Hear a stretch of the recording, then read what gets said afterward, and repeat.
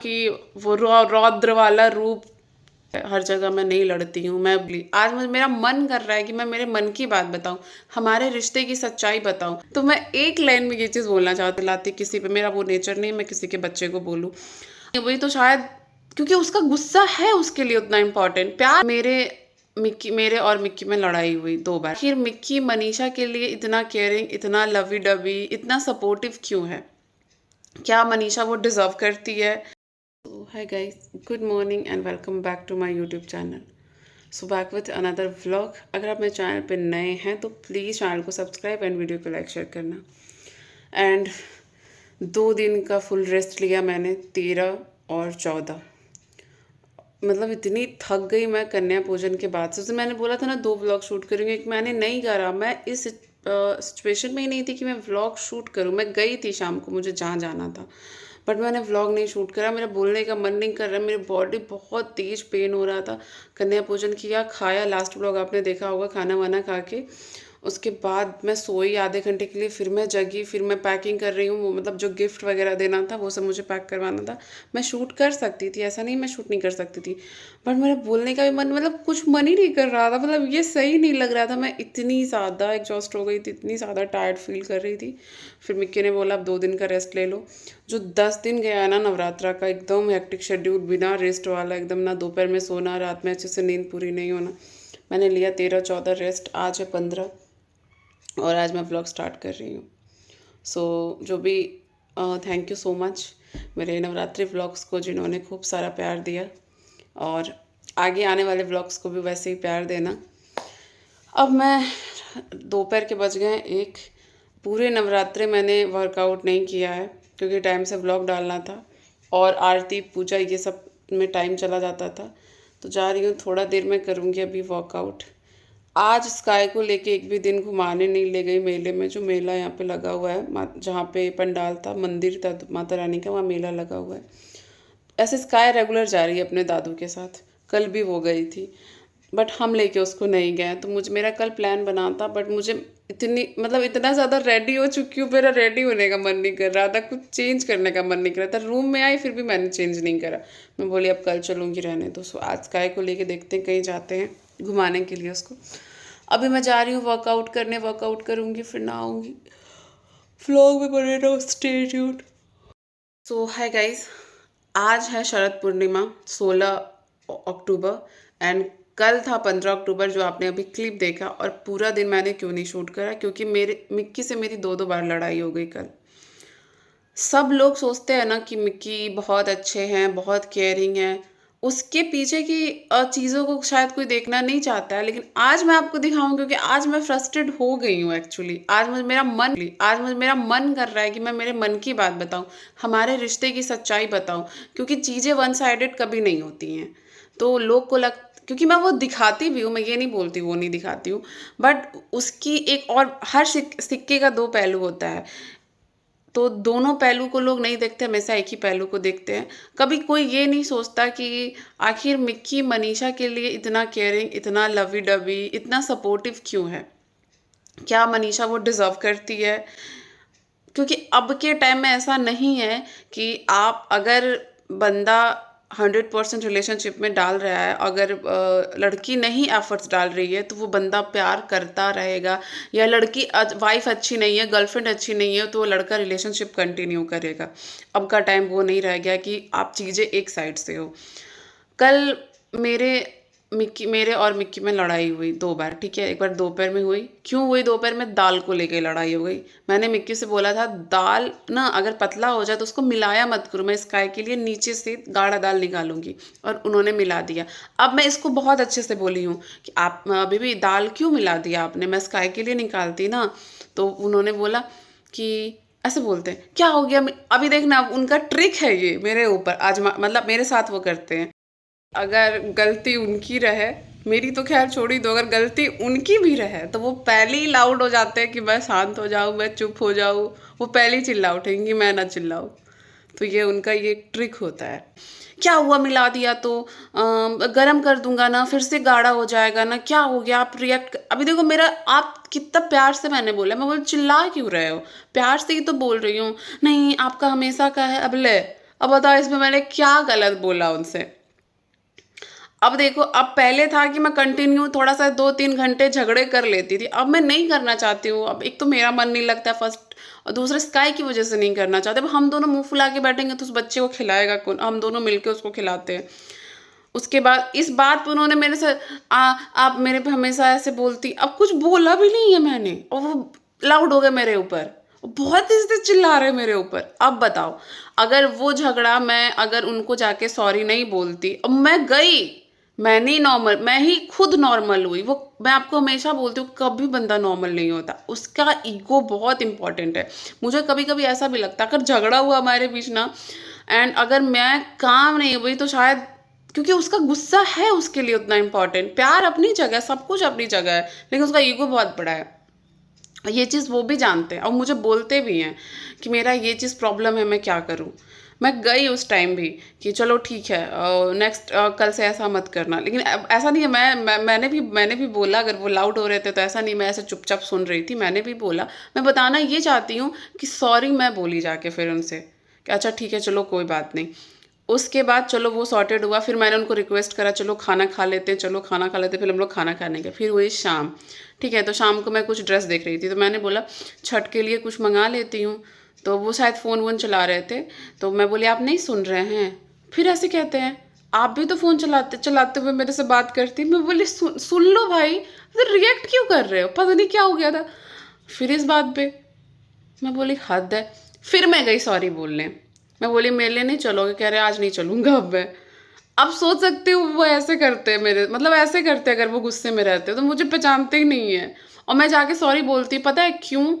क्योंकि मेरे दिमाग में होता है ये वही बंदा है जो मुझे इतना सपोर्ट, मैं इस चीज़ को याद रखती हूँ कि ये वही बंदा है जो मेरी इतनी केयर करता है, इतना सपोर्ट करता है, इतना प्यार करता है। उसके लिए मैं हमेशा अपना ईगो सेल्फ रिस्पेक्ट साइड में रखती हूँ।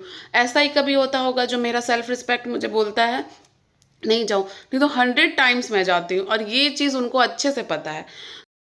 और ऐसा ना मैं सिर्फ मिकी के साथ नहीं करती हूँ, ऐसा नहीं है, ये एक मेरा नेचर बोलो कि अगर कोई मेरे लिए किया है तो कि उसकी एक गलती से या कभी उसने गलती कर दिया तो उसका सारा किया मैं कभी नहीं भूलती हूँ, वो मुझे याद रहता है।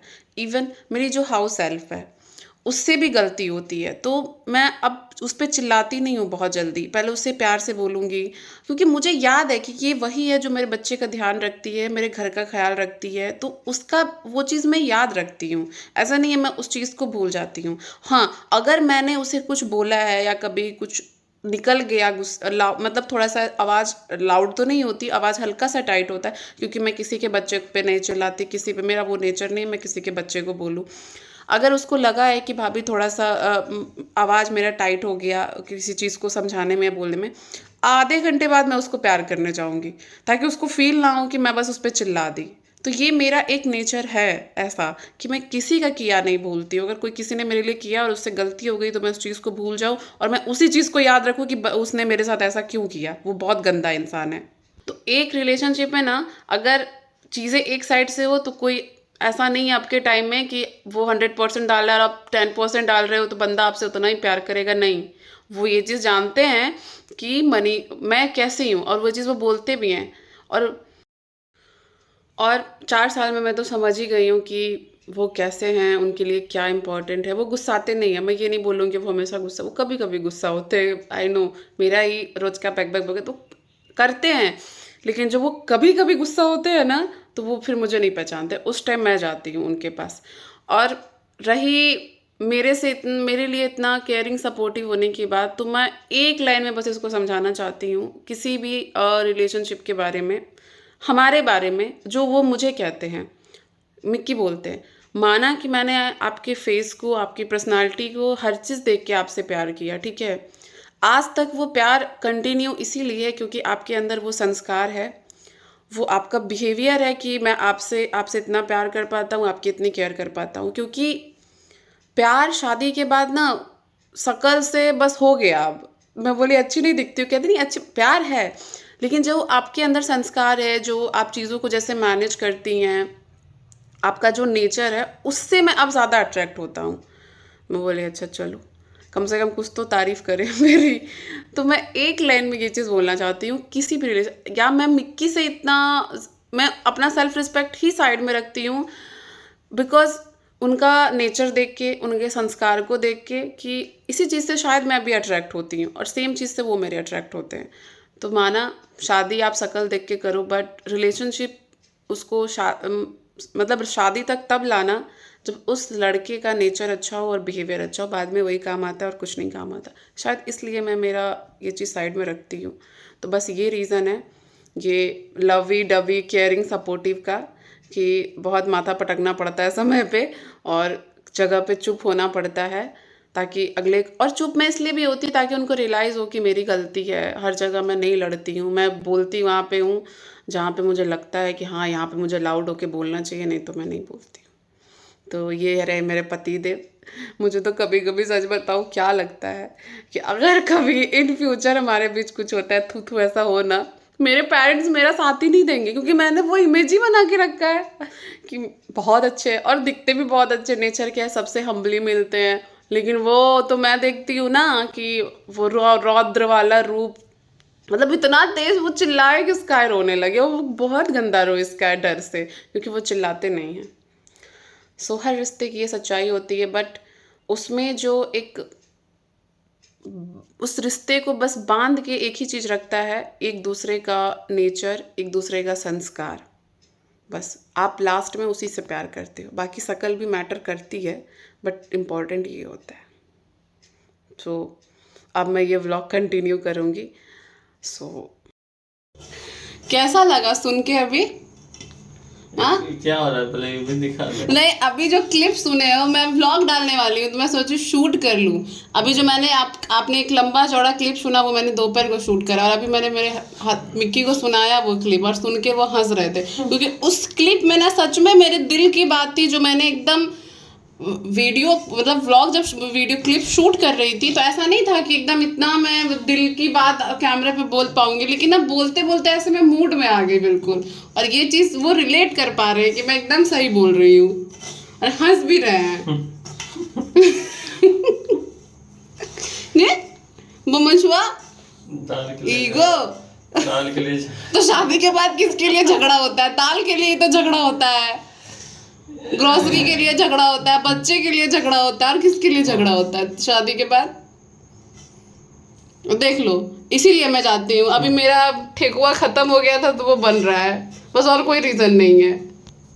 गाइस ये व्लॉग मैं यहीं पे एंड करती हूँ। एकदम सीरियस हो, पता नहीं क्या हो गया, एकदम फ्लो में चली गई मैं, एकदम मन से सारी चीजें निकलने लगी, और मैंने इनको सुनाया अभी वो चीज़ कि आप सुनो, क्योंकि आप ऐसे तो सुनोगे नहीं, ऐसे तो हवा में दोगे। वो वीडियो जब ऑन था ना तो सुन रहे थे और हंस भी रहे थे, और एकदम सारी बात सही सही थी।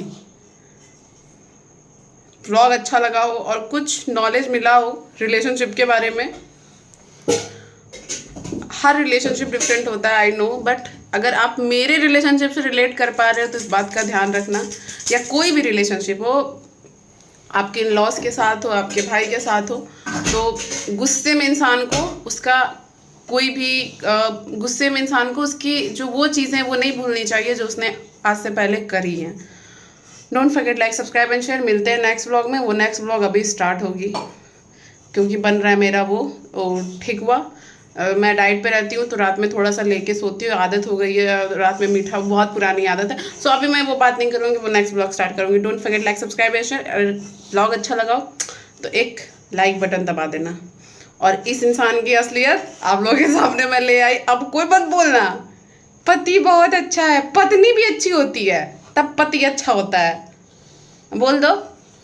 बोले थे कच्चा दिया लाना होता है ना, मिट्टी का है दिया कच्चा